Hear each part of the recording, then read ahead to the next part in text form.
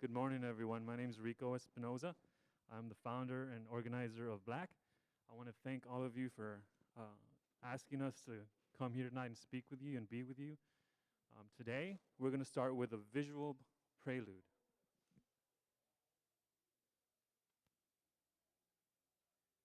February 2019 was our soft launch, and that is the time where I met this kind of unassuming guy. Just came, he sat in the audience the whole day and looked at the films, and then afterward he was like, introduced himself, and that was my entree into Rico. We had a meeting, and he brought Dorothy in, and oftentimes there's like this thing in the back of your head when people want to help you. You're just like, okay, what's in it for you? What's the motive? You always think about what's the motive? What's the motive? There was no motive. There was a genuine, bona fide care and concern to want to uplift what we were trying to do because of the need, to feel the need or the lack thereof of Black film festivals and celebrating images and our culture and history here in San Antonio. So they threw this fundraiser for us. We spoke, we presented our films, and we were welcomed with such open arms. No other church or person has done that for us, Black or white. So it was really refreshing and comforting to know that these people exist. So that was great. And then just him talking about Black, what he wants to do with Black. It wasn't really Black, it was just folks coming together from the church that he knew and folks that he called together, organizations to come together and meet. And it developed into Black. And Black, like our organization, is there to fill a need, to fill a void, to rise up and tackle the tough thing, the tough issues, the tough situations that arise because of injustice or just wrongdoing. And so I applaud where Black has come, just from, I think, a year ago, because you all started after us and we started in 2019. But it is always critical when you have people that have a vision for change, a vision to advance the norm of society. Just the groupings that he's allowed, put together, the different groups. I applaud Black, I applaud what you're doing, I applaud Rico, Dorothy, the rest of the team who just jump aboard and do what needs to be done.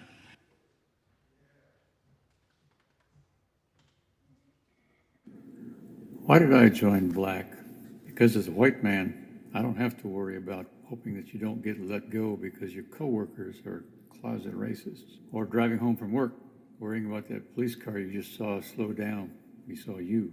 Or driving 37 in a 35-mile-an-hour zone, or forgetting to signal your last turn lane change, or not coming to a complete stop, or fill in the blank, or walking to the store hoping the lady across the street doesn't call you in as a suspicious person, or hoping the store security guard doesn't decide to tail you, or hoping your kids haven't gained the attention of the school security cops, or just coming down from any of the above if you happen to get lucky enough to get home. And there's also the systemic stuff I don't have to worry about, like living on the poor side of town because that's where the realtor and the government subsidized lenders steered you, or not being able to pass wealth on to your kids because the red line neighborhood you live in has depressed home values, or not being able to get adequate online computer services so your kids can survive this pandemic shutdown, or having to drive 8 miles out of your neighborhood to find a decent grocery store, which might place you at the mercy of all the stuff listed above. This is a very partial list of things that I've discovered in the last few years. What would I do if these things applied to me? I wonder if I could control the rage. But I don't have to worry about these things. I get to go home white. That's why I joined B.L.A.C.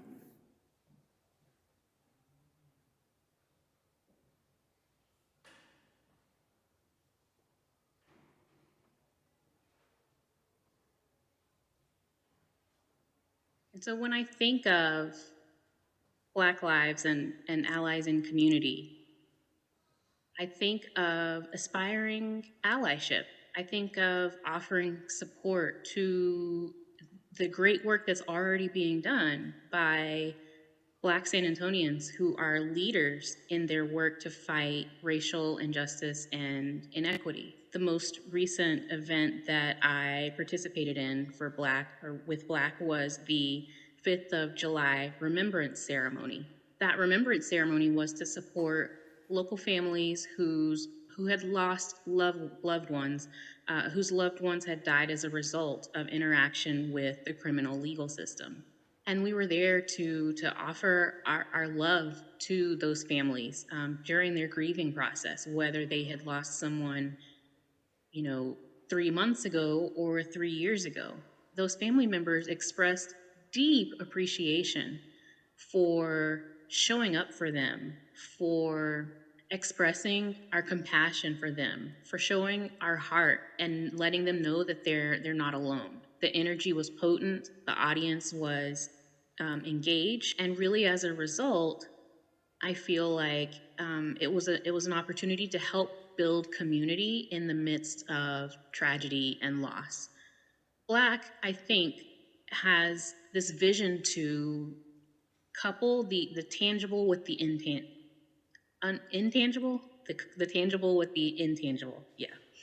And it's working towards this, right? Working towards tangible changes in structures and policies, while also touching hearts and growing a sense of community and growing a sense of allyship, of friendship, of genuine community amongst the people that are engaged in these efforts, whether you are a Black community member, whether you're a non-Black community member in offering your allyship, but bringing those tangible and intangible components of the work that needs to be done, I see as a perfect combination and definitely worth investing our time and effort. That's what B.L.A.C means to me.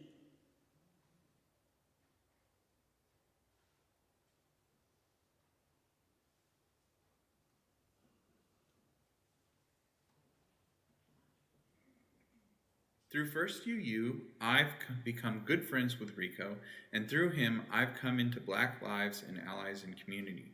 Frankly, I participate in our forums and activities because it's one of the things I need to do to be an ally. So I'm very thankful for B.L.A.C for providing this opportunity. Additionally, it has been a really powerful experience to connect with people outside of our congregation on this issue. B.L.A.C is a diverse group of congregations, community groups, impacted individuals and families, and individuals who've heard about B.L.A.C and just cared enough to show up. A broad swath of different cultural, ethnic, and socioeconomic backgrounds makes up B.L.A.C, and being able to leverage this diversity for a common interest is really powerful. And as a side benefit, I've made new friends and connections with people and groups I likely would not have had many dealings with outside of B.L.A.C. This isn't to say it's a lot of fun. In fact, most of my time in the group has been listening and doing some talking about very heavy subject matter over policing, disparate incarceration rates between whites and people of color, and police violence, including deaths locally These are truly difficult and uncomfortable conversations to have. Probably the most difficult thing to see or hear is to hear from families who've lost a child or sibling to police violence, and it's too difficult for them to talk about themselves. But they still want to engage, so they've designated a close friend or aunt, uncle, or grandparent to speak for them. They still want to move forward this beautiful, complicated tapestry we call San Antonio, so through sheer willpower, they show up. I'm filled with great respect and admiration for the courage and willpower it takes for them to speak their stories to power.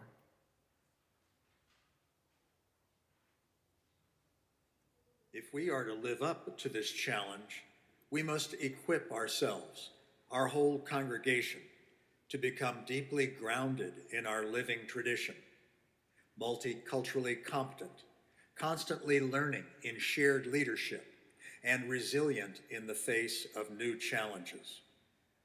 The spiritual center of our lives will mature in our openness and honest engagement.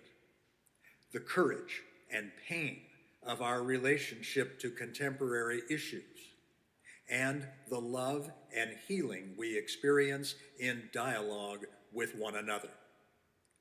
B.L.A.C and Forums for the People are providing us with an empowering process.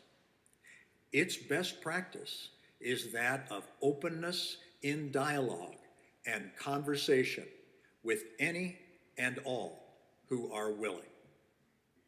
May it be so.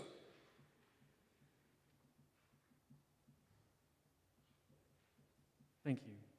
Let's greet our neighbors by pressing hands together at your heart with a bow, putting your hands together, or lighting up your eyes.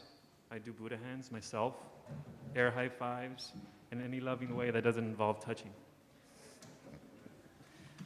Thank you. Thank you. Yes, you can stand up.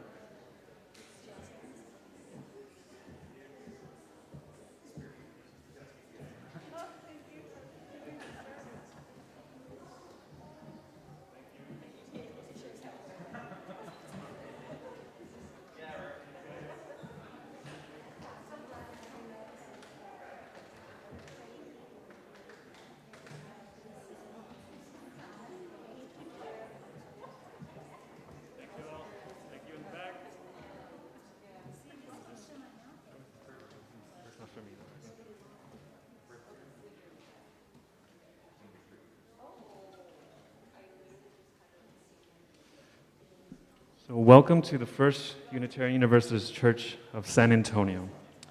And let's recognize San Antonio, this geographical place where we are currently located, as the home of and traditional lands of the Tecan people, the original and indigenous stewards of this land, which we all belong to. We are comprised of a diverse and multicultural community of communities. This church aspires to believe and act in a universal love that binds all in mutual care and affection, especially in the work of justice and for our planet. This faith aspires to be all-inclusive, and all means all. If you are new here or are visiting for the first time today, you're welcome to fill out a visitor card. The church would like to get to know you, follow up with you, and remember, wherever you are on your life's journey, you're always welcomed here. I mean, look at me, I started in the back of the pews and look where I am now. How did that happen? All right. First UU is a great member of B.L.A.C, and so you naturally are very welcomed as well to participate with B.L.A.C. B.L.A.C was founded by inspired artists, activists, and people of various faiths and backgrounds. A few members of this very congregation as well, of course. Outstanding members. Where am I at here? B.L.A.C's goal is to create a community of the human family to heal the damage created by our racist systems and cultures. The coalition works to create an impactful and sustainable support system for our local Black Lives Matter groups and other anti-racist voices and issues, and to find new ways to create united responses to injustice in our local community and beyond. Ladies and gentlemen, please welcome our guest speakers for today, members, friends, and supporters, and partners of Black. Please stand up and bow.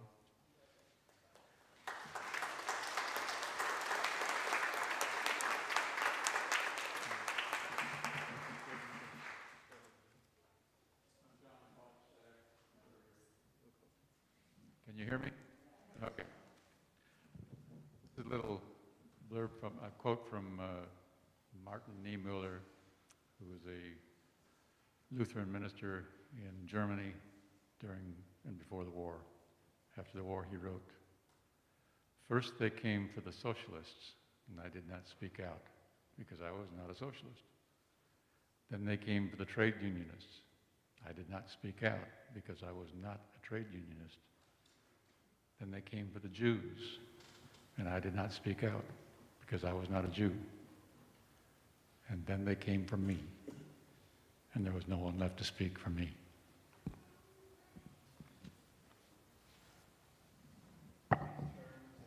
116. Did you hear that? I'm sorry. Please turn to hymn 116.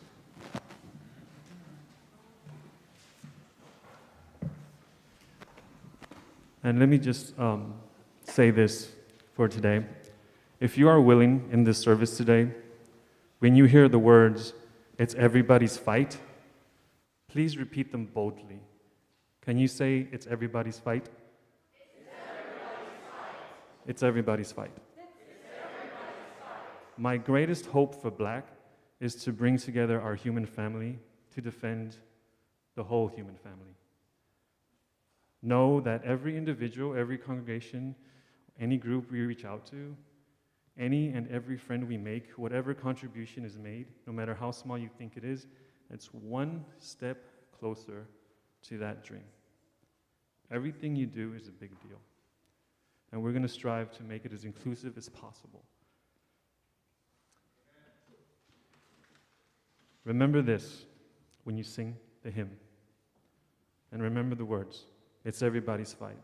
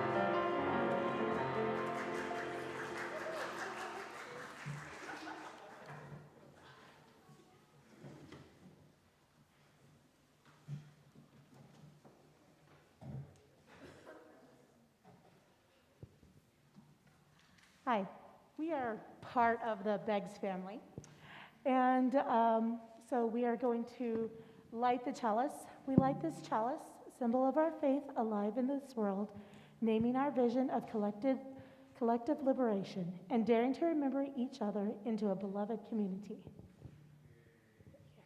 We can pretend to light the chalice.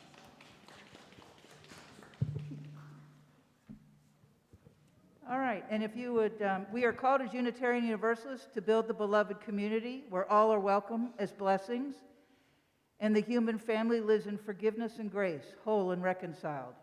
We know this aim takes work, so we are committed to live and behave as a community in covenant. Let's recite our covenant that articulates our guidelines and binds us together in community. Love is the doctrine of this church. The quest of truth is its sacrament, and service is its prayer. To dwell together in peace, to seek knowledge and freedom, to serve humanity and fellowship, to the end that all souls shall grow into harmony with the divine. Thus we do covenant with each other.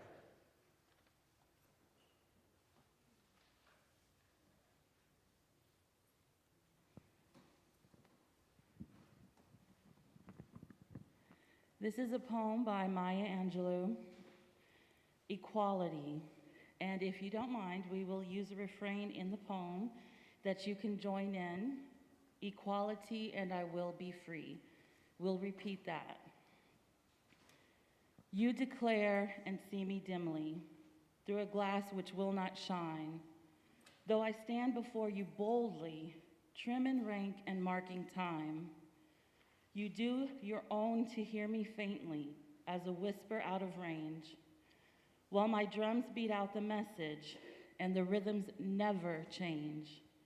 Equality and I will be free.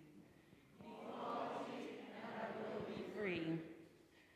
You announce my ways are wanton, that I fly from man to man. But if I'm just a shadow to you, could you ever understand? We have lived a painful story. We know the shameful past, but I keep on marching forward, and you keep on coming last.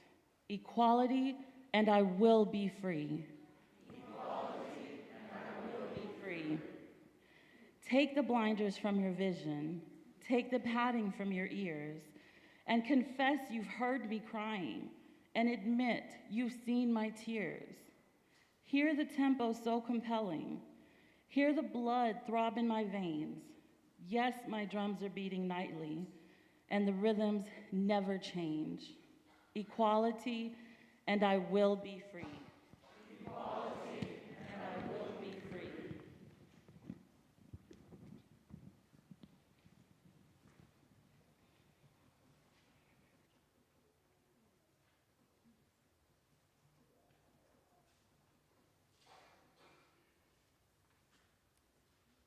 Ours is a welcoming community where we find connection, a spiritual community where we come fully alive. Ours is a sharing community where our joys are amplified, a caring community where our sorrows are heard and held in compassion. At this time of complexity, may we especially listen more deeply and grow more involved with and connected to each other.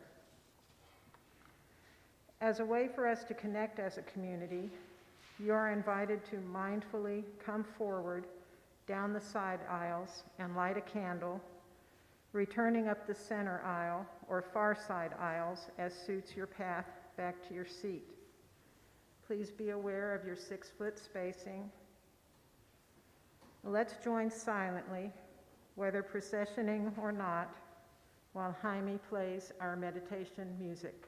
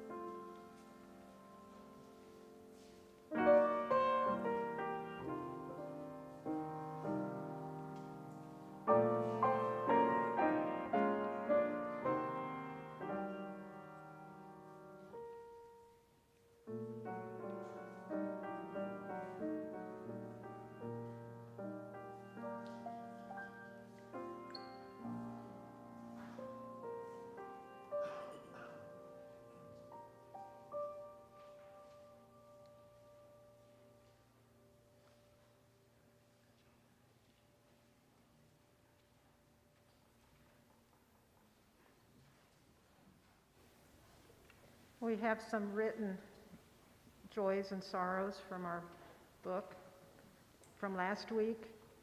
Joyful for the drumming, sorrow for those who cannot come to church.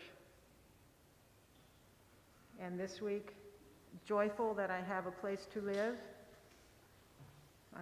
Joyful that I have found a place to live. And keeping Carol Dean of Statesboro, Georgia, in our minds, our family attends her memorial. Now, take a deep, cleansing breath and exhale slowly. For all our joys and sorrows and concerns, may we feel empathy and compassion. May the caring of our community offer a space of deep kindness, loving, and just action.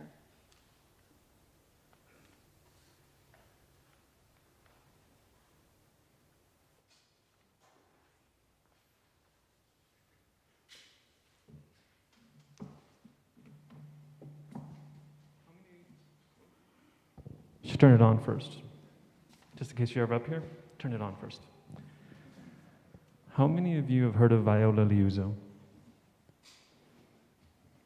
This is Viola Liuzzo. She's actually kind of a muse for me. She's inspired a lot of the work I did here at the church and inspired a lot of the work we do in B.L.A.C. So, Viola Liuzzo is a Unitarian, or was a Unitarian Universalist civil rights activist. On March 1965, Liuzzo headed the call of Martin Luther King Jr. and traveled from Detroit, Michigan to Selma, Alabama, in the wake of Bloody Sunday. Liuzzo later participated in the successful Selma to Montgomery March and helped with coordinating and logistics. However, at the age of 39, as she was helping transport fellow activists, she was fatally hit by shots fired from a car filled with members of the Ku Klux Klan. Today, I wanted to give something to the children, not so much a story or tell them wisdom, but I'm going to ask for their wisdom. It's actually here. I have a picture of our muse. And of course, our muse is who we're themed after today. And if it's okay with the parents, may I hand these out to the families? Is that okay? Could you help me, Clayton and John?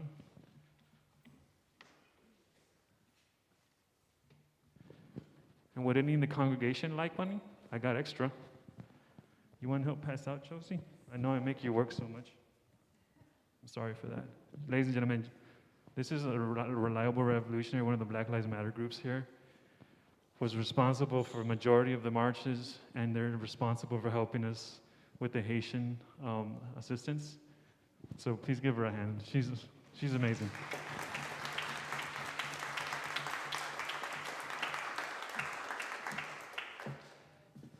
So what I want to read to you today, more than anything, was the recollection that Viola's daughter had before Viola decided to go and help our brothers and sisters.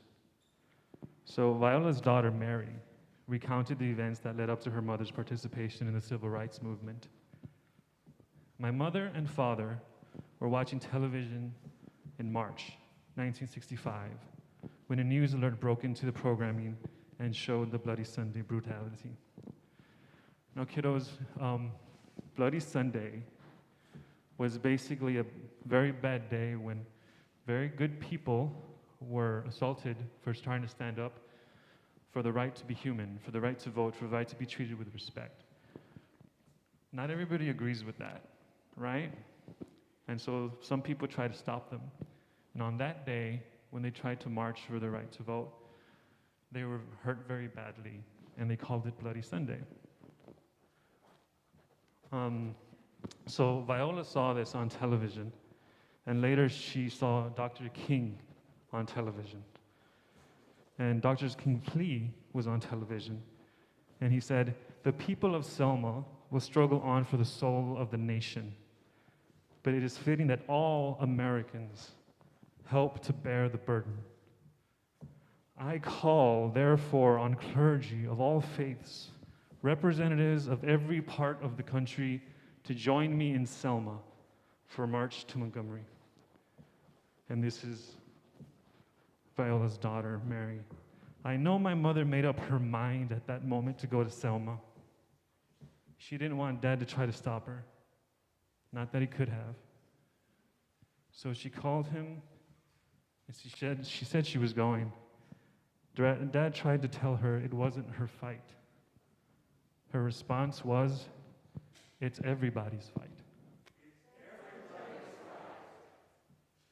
She drove 850 plus miles to Selma alone. Now, here is where y'all teach me, right? So the cards that I handed out with beautiful Viola's picture on them, it has the phrase, "It's everybody's fight" at the bottom. At the back of the card is the question, why? Why is it everybody's fight? I'm not going to lecture you today. You're good people. You have beautiful hearts, I know, because you help support us all the time. I'm not going to tell you why it's everybody's fight. I have my why. I have my why. My why is Tamir Rice, a young boy shot in a playground for being a boy, except he was black, so he couldn't do that. I have my why. My why is my faith practice, my life journey that tells me that all people are my people, and I have to live according to that. I can fail, I can mess up, I can look silly, I can do church sermons and be shy about it, but I can't not do nothing, right? English is my second language, if that was bad grammar. Actions are our values. Values are our actions. Not the word, the act, even if we mess up. So why, I have mine. Your why matters the most to me. Your why, and young people, your why probably matters the most out of all of us, because we're trying to do this so you can have a better world. So I want you to take these cards and talk with your family. Find out who Viola was. And the most important thing, find out your why. Find out your why. Talk about your why. Hold on to your why. And use it to live. Live it out. Share your why with the world. I have faith in the hearts of the people in this church. I don't need to tell you why. You have your own why. Talk about it with your families. There's extra cards if you'd like some. But that's what I wanted to tell you today. Not for me to lecture to you about the work we do or why it's so important, but for you to join us and tell us your why, or talk to us, and show up to some of our forums, some of our events, because without you, the world doesn't change. You change the world with us. We're just here to try to find a way to make it more accessible to all of us here. Now, since the summer of 2020, with the murders of more Black lives by police violence and other racist acts, since before then and even now, we understand that prejudice and hate of the past, although sometimes disguised and invisible, it's still with us today. And so today, Dr. King's call still sounds. And I'm asking all of us today is, will you continue to answer it with us? It's everybody's fight.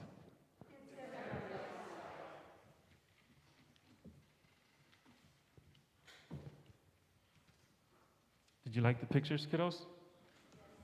If you want more, there's more here.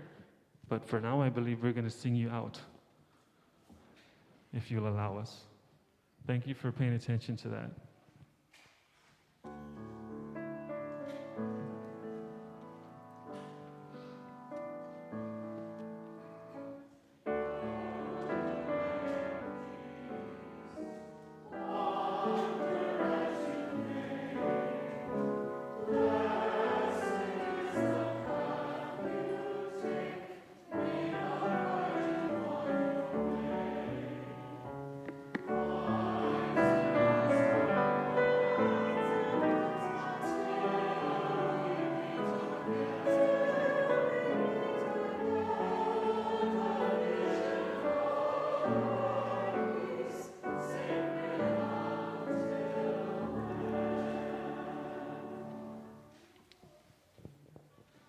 Our ushers will pass the offertory baskets along with wipes for your use to clean your hands. For those of you viewing online, we invite you to make a contribution online on uusat.org under the link Give on the homepage.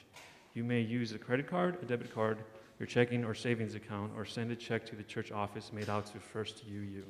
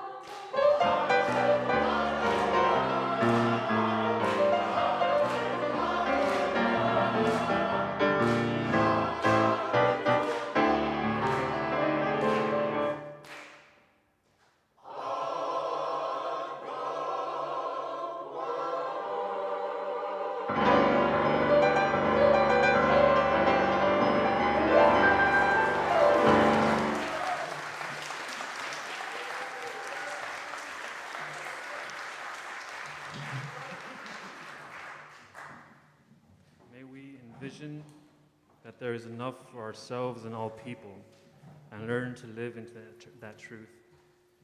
May our blessings be multiplied through our sharing of this truth. And now we'll go into our sermon with our very special guest speakers, friends, supporters, members of B.L.A.C.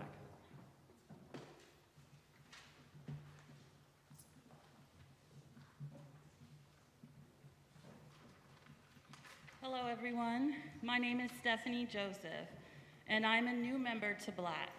The reason that I am a part of B.L.A.C. is because I have always felt called to do something to make the world a better place. My humanity is what called me to join Black. One race, one human race. We all share the same lives, the same organs, the same blood. So there's no reason for us to have the division that we have together. Even though I felt this call, I often didn't know where to start. I've volunteered, I've donated my time, my money, my talents, but still, sometimes it's hard to get started. And fortunately, Black is an organization that came directly to me. Black comes to the community, Black goes out to you directly and asks you, would you like to be involved? We'll learn together, we'll make this easy, and together we'll make a difference. And there's no reason to wait. Now is the time. No matter how much time you have to donate, no matter what your skills or talents are, no matter how much money you may have, if you believe in the humanity of the human race and you want to make a difference and make a change, anything that you can contribute, your ideas can be useful. All of us together can change the world, and it needs change. We need to extend compassion and humanity to each other. Our communities are no longer connected. My parents grew up in segregated southern Louisiana, and they never really instilled to me how difficult or how harsh their lives were. However, I learned these things as time goes by. And even now, after all of my education, it astounds me how much I don't know about our country's history, about the things that have happened to human beings that we're still seeing happen today in this great country of ours. It astounds me that things have not changed as much as we've hoped they've changed. And it also astounds me that if we can get together as a group and work together for change, that things really can change. And we've seen some change over the years, even recently and last year. So this is why I'm a member of Black, and I invite you, Black invites you. If you're interested at all, no matter how much time or how little time you may have, because I understand that everybody is busy, but this is your chance to get involved. It's very easy, and you can be as involved as you would like to, and this is the opportunity. So really, there's no reason to wait.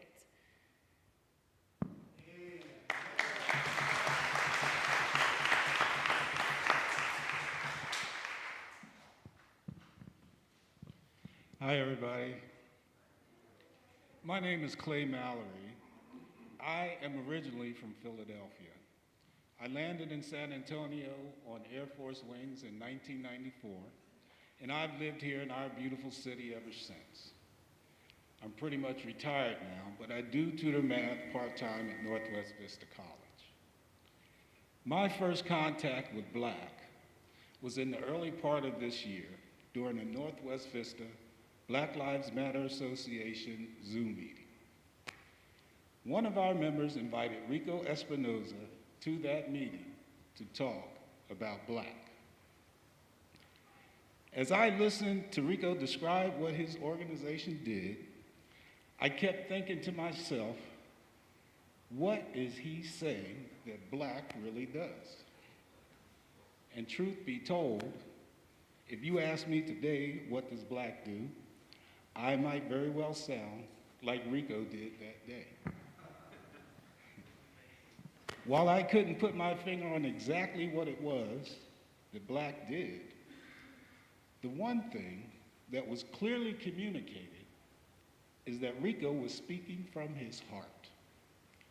And from his heart, I felt the love that this brother was intent on spreading. About a week later, I was dragging recording equipment and creating videos in support of voting rights and police accountability activists. We were providing resources and labor to amplify voices that may not otherwise be heard. And we were doing it because it felt like the right thing to do. I grew up in the inner city of Philadelphia in the 1970s. I saw firsthand the impact that subjugation to a system of oppression and scarcity can have to both the physical body and, more importantly, the mind of a human being. And it broke my heart. But the phenomenon is not limited to our inner cities. It swirls throughout our poor rural areas, and indeed in places across the planet. As I advanced through my Air Force career, I told myself that when it was done, I'd go back to my neighborhood in Philadelphia to do whatever I could do to help change the dynamic. I haven't made it back there, and I'm not sure I ever will. But B.L.A.C has provided me the instrument to do here in San Antonio what I wanted to do in Philadelphia. And for that, I am grateful. I believe our world, our civilization, is at a pivotal point in its history. And I invite everyone to join in the spirit of B.L.A.C to change the consciousness of me to a consciousness of we. Thank you.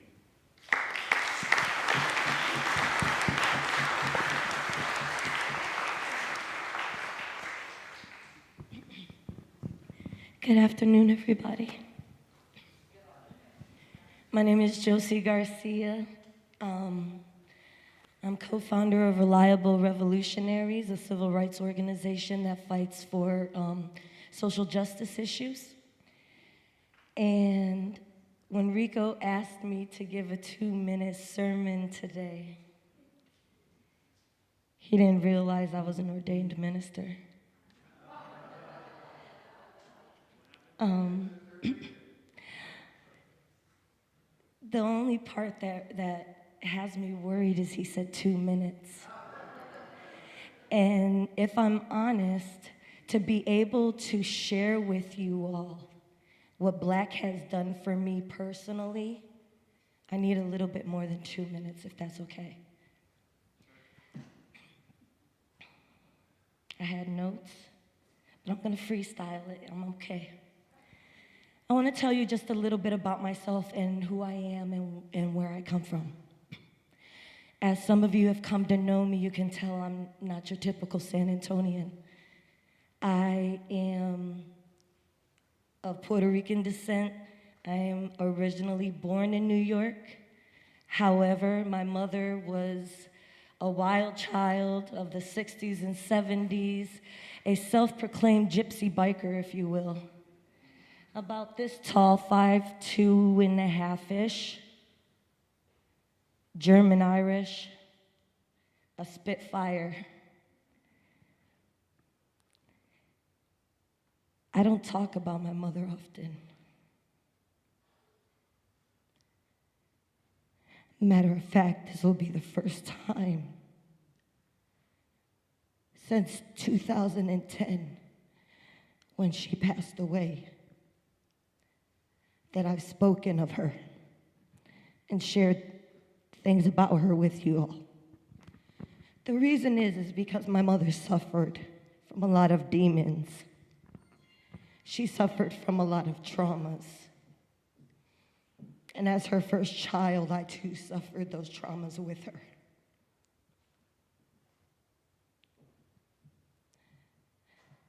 From as far back as I could remember, we moved a lot. I went to 14 different schools in my lifetime. Not counting college, that's a whole nother story, but I went to 14 different schools in my lifetime. And we moved all up and down the East Coast, up and down the East Coast. We hitchhiked, my mother and I. Let's think about that in today's mind. I'm the mother of eight children today. I did not birth all 8. Thank you, Jesus. However, I did birth 5 of them. I have a 21-year-old son, 18-year-old twins with autism, a beautiful, vivacious 7-year-old son, and a 4-year-old son who I know is going to rule something. I have 5 sons. And all my life, I took pride in that because my mother looked me in my eyes one day and she said, I can't wait till you have a daughter and she's just like you. Joke's on you, Mom. I have 5 sons, and 3 of them are just like me.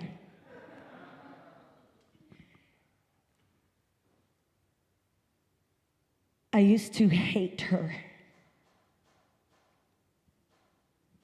Hate her. I used to hate God. Why?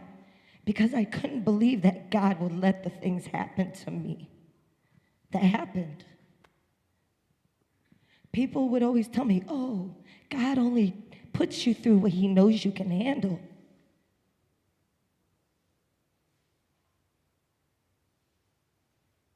And when you've seen and witnessed and handled the things that I have in my lifetime,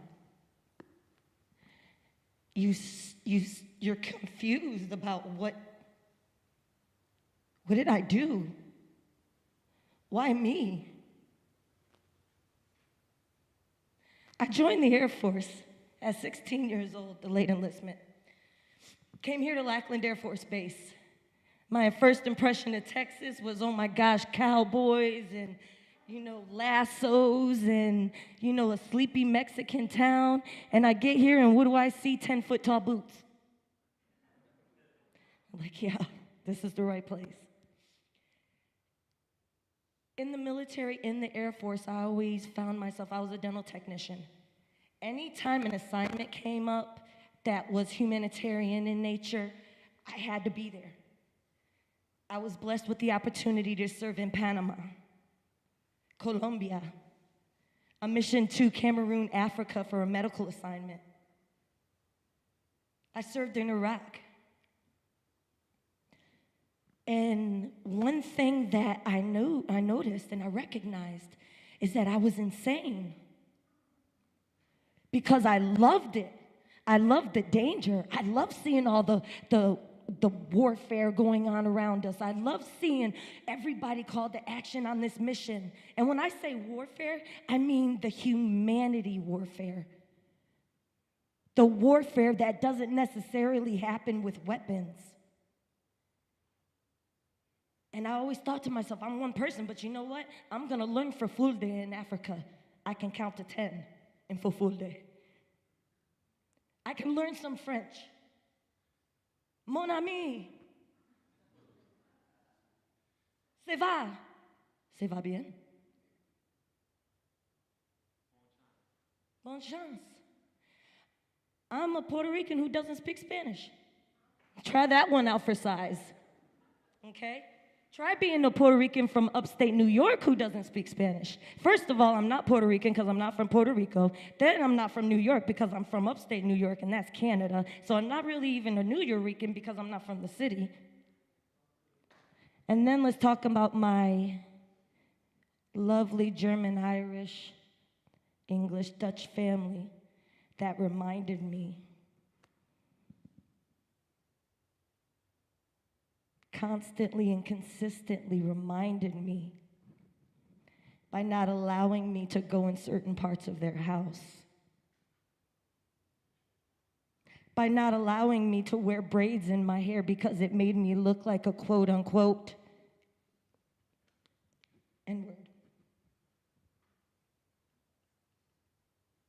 My cousin Mark and I were the half-breeds of my family. My mother used to sing the song Half-Breed by Cher. You remember that? She used to sing that song to me. And I was so excited. Oh, my mom's singing to me. Well, I re-listened to the song.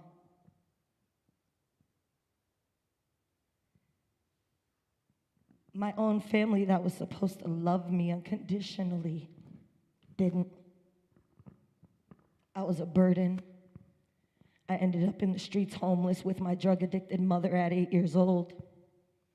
I ended up incarcerated as a child, due to my actions later, but at that time, due to the fact that I had no supervision, I was found in a park by myself playing when I should have been in school. I spent time incarcerated in cinder block walls because I had no family that loved me.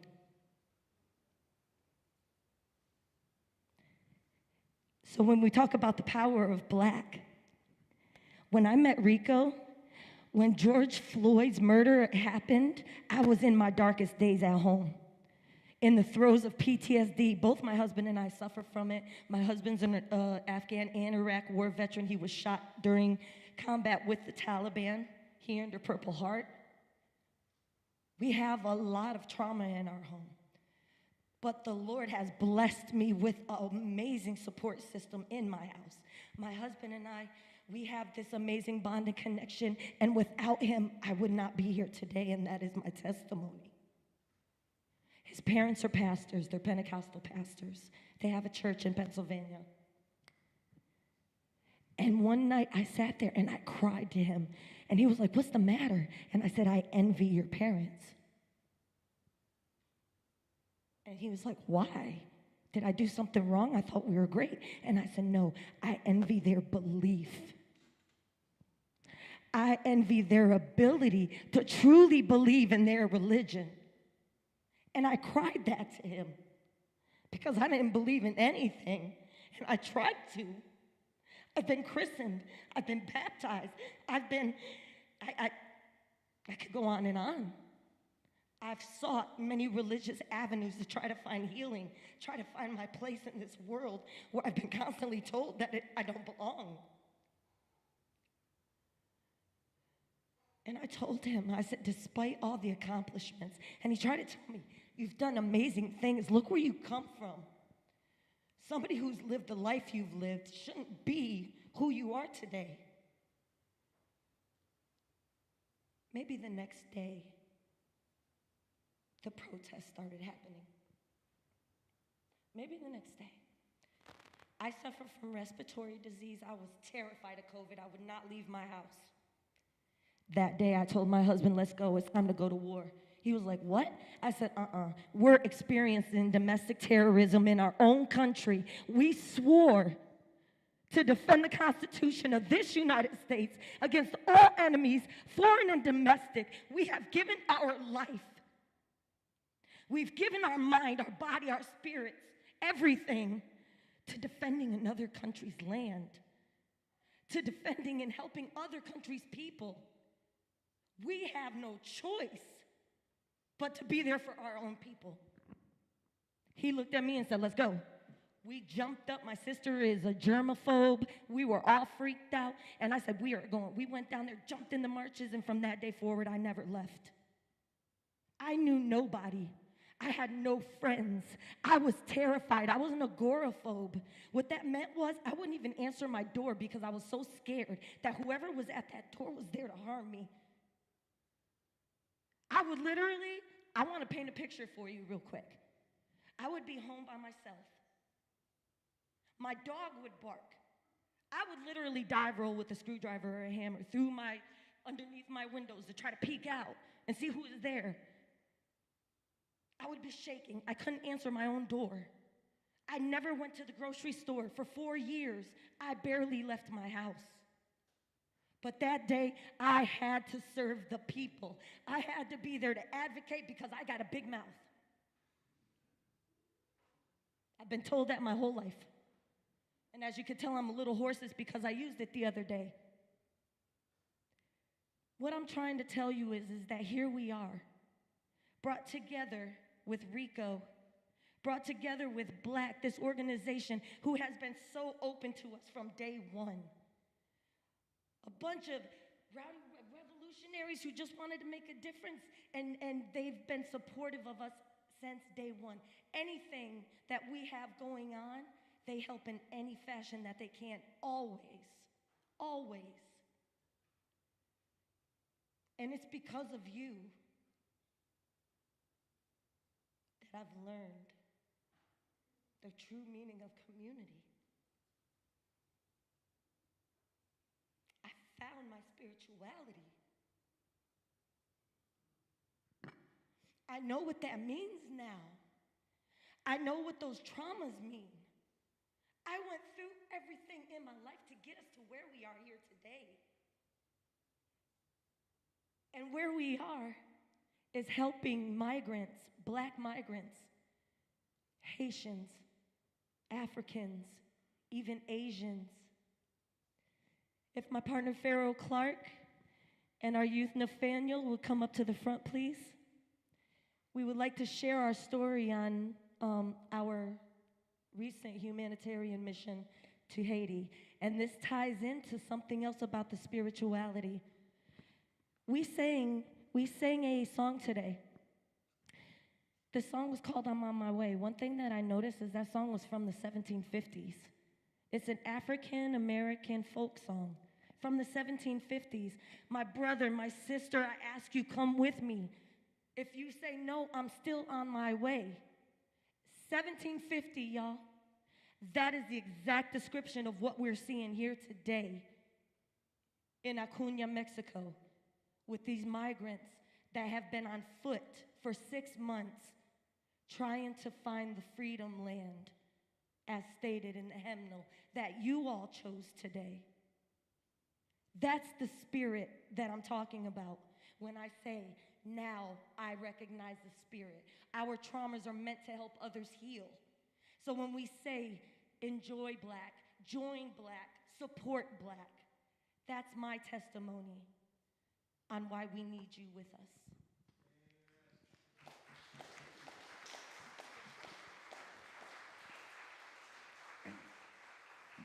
Hello, my name is Pharaoh Clark. I know some of you already know me.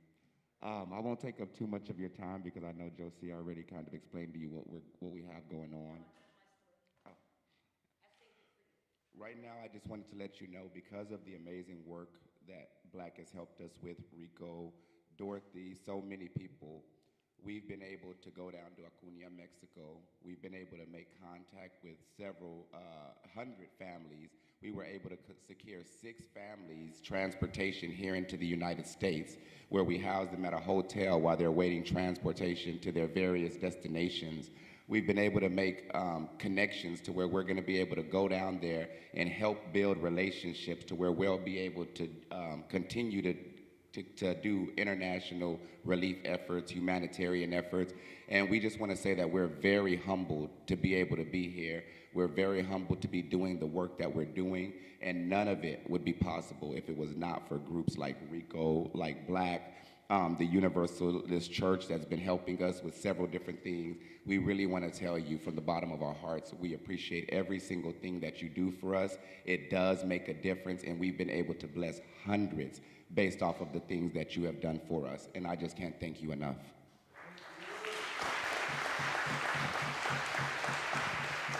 Thank you.